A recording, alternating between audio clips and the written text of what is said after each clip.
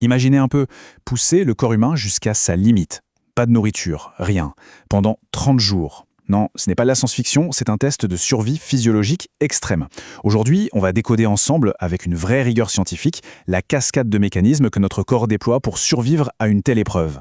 La question elle a l'air simple, mais la réponse, c'est une véritable saga métabolique.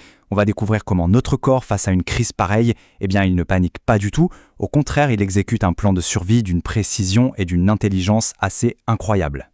Alors voilà notre programme. On va commencer par le début, la déclaration de crise, puis on suivra l'épuisement du premier carburant, le sucre. Ensuite, on verra comment le corps bascule dans l'ère des graisses. On s'attaquera au fameux paradoxe des protéines. On comprendra comment il gère une crise d'acidité et on finira par un bilan complet après un mois de siège. C'est parti. Bon, rentrons dans le vif du sujet. La toute première chose à comprendre, c'est que face à la privation de nourriture, le corps n'improvise absolument rien. Il suit un protocole interne, une hiérarchie très stricte pour mobiliser ses réserves d'énergie. Et là voilà cette hiérarchie. C'est implacable. D'abord, le corps va au plus simple. Il brûle le glycogène, nos petites réserves de sucre. Mais une fois que c'est vide, là, le vrai défi commence. Il se tourne alors vers sa plus grande réserve, de loin, les lipides, la graisse. Et pendant tout ce temps, en arrière-plan, il y a un sacrifice continu. Il doit puiser dans ses propres muscles. Chaque étape est une adaptation stratégique pour gagner du temps. Ok, zoom sur cette première phase, elle est critique. Les toutes premières heures, le corps s'attelle à une seule tâche, vider les réserves de glucose qui sont facilement accessibles, celles qui sont stockées dans le foie. Et ça va très vite. En à peine 24 heures, la source d'énergie la plus simple et la plus rapide du corps est complètement à sec. C'est ce moment précis qui déclenche une véritable alerte rouge métabolique et qui force le corps à passer de toute urgence à son plan B. Le point crucial, il est là. La fin du sucre, ce n'est pas juste une petite transition. Non, c'est le signal d'alarme qui impose une réorganisation métabolique profonde, une réorganisation qui est absolument vitale. Alors, quelle est la solution du corps ? Eh bien, se tourner vers ces immenses réserves de graisse. Mais pour faire ça, pour ouvrir le cadenas de ces réserves, il faut une clé. Et cette clé, c'est un basculement hormonal radical, mais parfaitement orchestré. Regardez cette symphonie hormonale, c'est juste fascinant.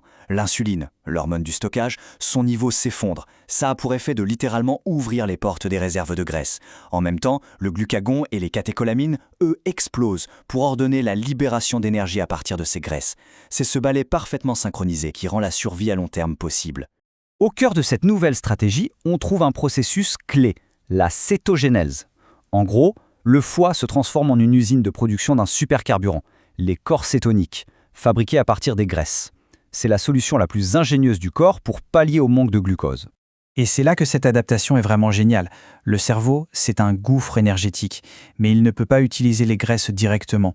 Les corps cétoniques, eux, sont capables de traverser la barrière qui protège le cerveau pour aller le nourrir. C'est une mesure de protection absolument vitale pour préserver nos fonctions cognitives. On arrive maintenant à une question qui peut paraître un peu contre-intuitive. Si le corps a d'énormes réserves de graisse, pourquoi est-ce qu'il s'obstine à dégrader ses propres muscles, des tissus si précieux ?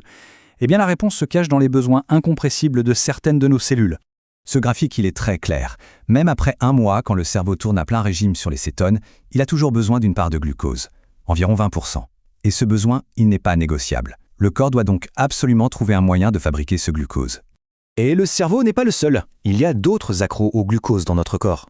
Les globules rouges, par exemple, n'ont pas de mitochondries, ces petites usines qui produisent l'énergie. Du coup, impossible pour eux d'utiliser les cétones. Leur survie dépend à 100% du glucose. Le corps a donc l'obligation de continuer à en fabriquer coûte que coûte. Et voilà, on a la clé du paradoxe. Les cétones, c'est un super carburant, mais biochimiquement, le corps ne peut pas les retransformer en glucose. La seule chose qu'il peut convertir en glucose, ce sont les protéines des muscles, via un processus qu'on appelle la néoglucogénèse. Donc la dégradation musculaire, ce n'est pas un bug du système, c'est une nécessité vitale pour nourrir ces fameux tissus glucodépendants. Bon, le passage aux cétones a résolu le problème de l'énergie, mais il en crée un nouveau, et un qui est potentiellement mortel. Le truc, c'est que les corps cétoniques sont acides. Leur accumulation massive menace de faire chuter le pH du sang, un équilibre extraordinairement fragile dont dépend chacune de nos cellules. Heureusement, là encore, le corps a un système de défense hyper élégant et quasi instantané, le système tampon bicarbonate. On peut le voir comme une éponge à acidité. Il capture les ions acides, les transforme en dioxyde de carbone, qu'on élimine ensuite tout simplement en respirant.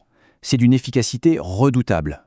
Et cet effort est parfaitement coordonné, c'est un vrai travail d'équipe.